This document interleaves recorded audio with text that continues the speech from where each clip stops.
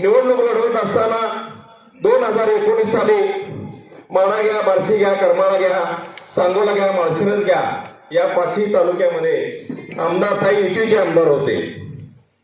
परंतु हा जिल्हाध्यक्ष झाल्यानंतर पूर्ण सगळा साफ झाला.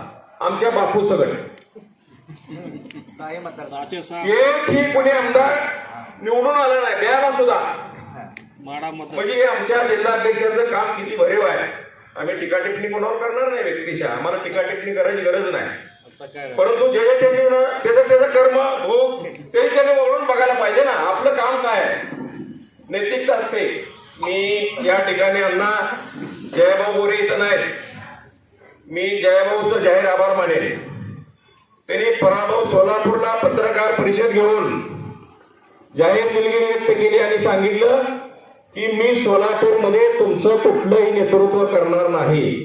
सुभाष बापू देशमुख, विजयकुमार मालक आणि कोटे आणि तिथला जिल्हाध्यक्ष काम बघेल, मी करणार नाही असं जयाभाऊला सांगावं लागलं.